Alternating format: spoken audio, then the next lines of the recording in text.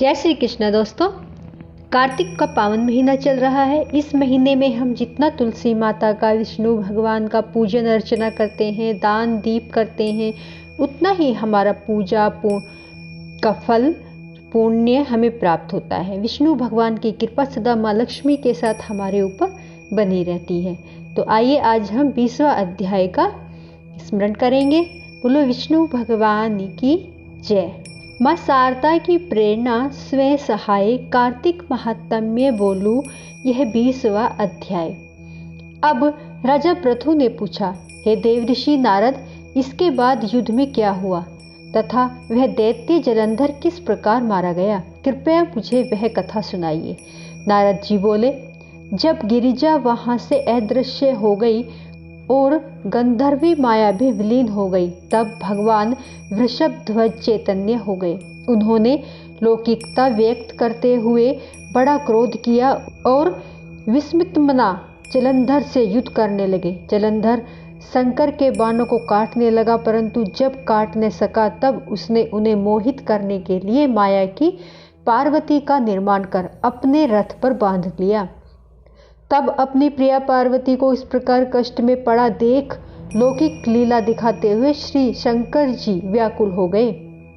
शंकर जी ने भयंकर रौद्र रूप धारण कर लिया। अब उनके रौद्र रूप को देख कोई भी दैत्य उनके सामने खड़ा होने में समर्थ न हो सका और सब भागने छिपने लगे।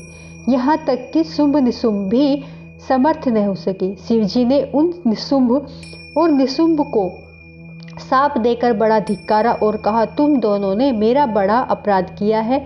तुम युद्ध में भागते हो, भागते को मारना पाप है। इससे मैं तुम्हें अब नहीं मारूंगा, परंतु गौरी तुमको अवश्य मारेगी।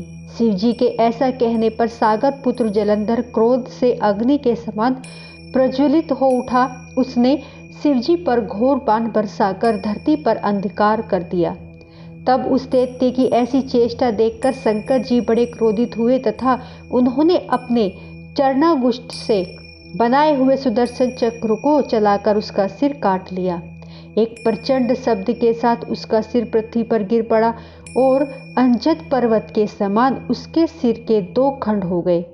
उसके रुधिर से संग्राम भूमि व्याप्त हो गई।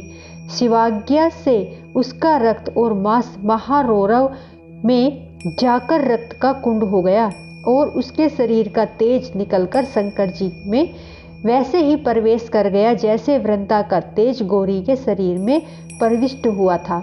जलंधर को मरा देख देवता और सब गंधर्व प्रसन्न हो गए। माँ शारदा की प्रेरणा स्वयं सहाय। तो दोस्तों आज हमारा अध्याय 20 समाप्त होता है। बोलो विष्णु भगवान की जय। श्री कृष्ण भगवान की जय। एक इली और एक घुन था। इली बोली, आओ घुन कार्तिक स्नान करें। घुन बोला, तू ही कार्तिक स्नान कर ले, मैं तो नहीं करूँगा। बाद में इली तो राजा की लड़की के पल्ले के लगकर कार्तिक स्नान करती। घुन ने कार्तिक स्नान नहीं किया। बाद में दोनों मर गए। इली के कार्तिक स्नान के पुण्य के कारण राजा के घर में जन्म हुआ और घुन राजा के घर में गधा बनकर पैदा हुआ। राजा ने बेटी का विवाह का सवाया निकाला। बेटी ससुराल जाने लगी तो उसने अपनी पालकी रुकवाई और राजा से कहा, यह गधा मुझे चाहिए। तब राजा ने कहा, यह मत ले, धन ले ले, दौलत ले ले, पर लड़की न मानी। मुझे तो यही चाहिए। गधे को रथ से बांध दिया गया। गधा दौड़ने लगा। महल में पहुंचने पर गधे को महल के नीचे बांध दिया। जब लड़की नीचे उतरती तो गधा कहता, मुझे पानी पिला दे। तब लड़की ने कहा, मैंने पहले ही कहा था कार्तिक स्नान कर ले, पर तूने नहीं किया। तूने कहा मैं तो बाजरा खाऊंगा और ठंडा ठंडा पानी पीऊंगा। उनको बातें करते राजा ने सुन लिया। तब राजा ने कहा कि आप मुझे सारी बात बताओ। तब रानी ने राजा से सारी बात बताई कि मैं पिछले जन्म में इली थी और यह घुन था। तब मैंने कहा कि तू भी आ कार्तिक नहा ले, पर यह नहीं नहाया। कार्तिक नहाने के फल से मैं आपके यहाँ पर रानी बनी हूँ और यह गधा बनकर पैदा हुआ है। राजा ने कहा, अगर कार्तिक स्नान का इतना ही पुण्य होता है तो हम दोनों जोड़े से नहाएंगे। रानी राजा ने अत्यंत प्रसन्न मन से कार्तिक स्नान कर दोनों ने दान पुण्य किया और सारी नगरी में कहलवा दिया कि सब कार्तिक स्नान कर नहाया हुआ पानी घुन पे डालेंगे, जिससे घुन को मोक्ष मिले। कार्तिक भगवान जैसा सुख इली को दिया वैसा सबको देना, कहता सुनता हुंकारा भरता, सब पर अपनी कृपा करना, सबके परिवार पर कृपा करना। बोलो विष्णु भगवान की जय।